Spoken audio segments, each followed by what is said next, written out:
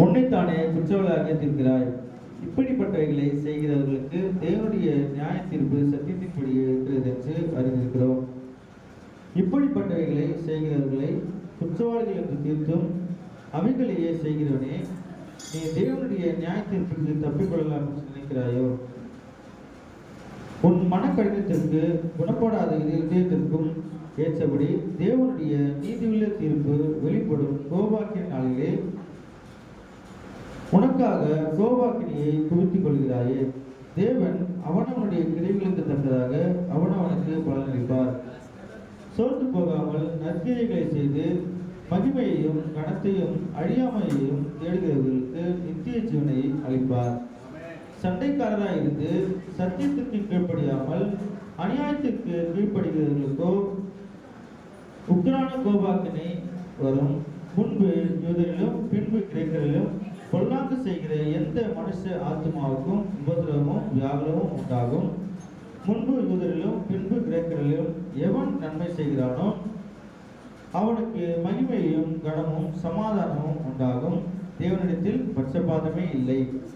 எவர்களை நியாயப்பிரமாணம் இல்லாமல் பாவம் செய்கிறார்களோ அவர்கள் நியாயப்பிரமாணம் இல்லாமல் கெட்டு போவார்கள். எவர்கள் நியாயப்பிரமாணத்துக்கு உட்பட்டவர்களாய் பாவம் செய்கிறார்களோ அவர்கள் நியாயப்பிரமாணத்தினாலே ஆக்கினை தீர்ப்படைவார்கள். நியாயப்பிரமாணத்தை கேட்கிறவர்கள் தேவனுக்கு முன்பாக நீதிமான்கள் அல்ல, நியாயப்பிரமாணத்தின்படி செய்கிறவர்களே நீதிமான்களாக்கப்படுகிறார்கள்.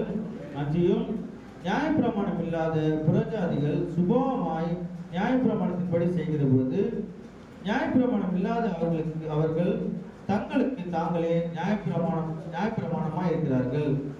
அவர்களுடைய மனசாட்சியும் கூட சாட்சியிடுகிறதினாலும் குற்றம் உண்டு குற்றமில்லை என்று அவர்களுடைய சிந்தனைகள் ஒன்றை ஒன்று தீர்க்கிறதினாலும் நியாயப்பிரமாணத்திற்கு ஏற்ற கிரியை தங்கள் இருதயங்களில் எழுதியிருக்கிறது என்று காண்பிக்கிறார்கள். என் சுவிசேஷத்தின்படியே தேவன் இயேசு கிறிஸ்துவை கொண்டு மனுஷருடைய அந்தரங்கங்களை குறித்து நியாய தீர்ப்பு கொடுக்கும் நாளிலே இது விளங்கும். நீ யூதன் என்று பெயர் பெற்று நியாயப்பிரமாணத்தின் மேல் பற்றுதலாக இருந்து தேவனை குறித்து மேன்மை பாராட்டி நியாயப்பிரமாணத்தினால் உபதேசிக்கப்பட்டவனாய் அவருடைய சித்தத்தை அறிந்து அவர் நன்மை தீமை இன்னதென்று வகையறுக்கிறாயே. நீ உன்னை குருடருக்கு வழிகாட்டியாகவும் அந்தகாரத்தில் உள்ளவர்களுக்கு வெளிச்சமாகவும் வேதிகளுக்கு போதகனாகவும் குழந்தைகளுக்கு உபாத்தியனாகவும் நியாயப்பிரமாணத்தின் அறிவையும் சத்தியத்தையும் காட்டிய சட்டமுடையவனாகவும் எண்ணுகிறாயே. இப்படி இருக்க மற்றவனுக்கு போதிக்கிற நீ உனக்கு தானே போதியாமல் இருக்கலாமா? களவு செய்யக்கூடாது என்று பிரசங்கிக்கிற நீ களவு செய்யலாமா?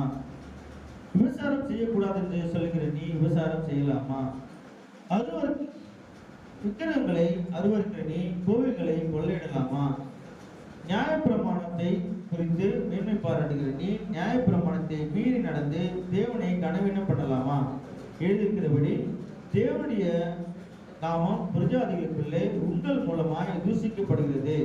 நீ நியாயப்பிரமாணத்தை கை கொண்டு நடந்தால் விருத்த சேதனம் பிரயோஜனம் உள்ளதுதான். நீ நியாயப்பிரமாணத்தை மீறி நடந்தால் உன் விருத்த சேதனம் இல்லாமல் ஆயிடுச்சே.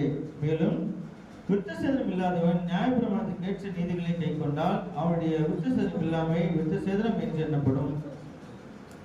உள்ளத்திலே யூதனானவன் யூதன் அல்ல, எழுத்தின்படி உண்டாகாமல் ஆவின்படி இருதயத்தில் உண்டாகும் விருத்த சேதனமே விருத்த சேதனம். இப்படிப்பட்டவனுடைய புகழ்ச்சி மனுஷரால் அல்ல தேவனால் உண்டாயிருக்கிறது. இப்படி இருக்க எவன் அபாத்திரமாய் கர்த்தருடைய அப்பத்தில் புசித்து அவருடைய பாத்திரத்தில் பானம் பண்ணுகிறானோ அவன் கர்த்தருடைய சரீரத்தையும் இரத்தத்தையும் குறித்து குற்றமுள்ளவனாய் இருப்பான். எந்த மனுஷனும் தன்னைத்தானே சோதித்து அறிந்து இந்த அப்பத்தில் புசித்து இந்த பாத்திரத்தில் பானம் பண்ண கடவன். எண்ணத்தினால் எனில் அபாத்திரமாய் போஜனம் பானம் பண்ணுகிறவன் கர்த்தருடைய சரீரம் இன்னதென்று நிதானித்து அறியாததினால் தனக்கு ஆக்கினிக்கு போரும்படி போஜனம் பானம் பண்ணுகிறான். இது நிமித்தம் உங்களில் அநேகர் பலவினரும் வியாதியுள்ளவர்களுமா இருக்கிறார்கள், அநேகர் நித்திரையும் அடைந்திருக்கிறார்கள். நம்மை நாமே நிதானித்திருந்தால் நாம் நியாயம் தீர்க்கப்படும். நாம் நியாயம் தீர்க்கப்படும் போது உலகத்துடைய ஆக்கினிக்குள்ளாக தீர்க்கப்படாதபடிக்கு கர்த்தராலே சிட்சிக்கப்படுகிறோம். ஆமென்.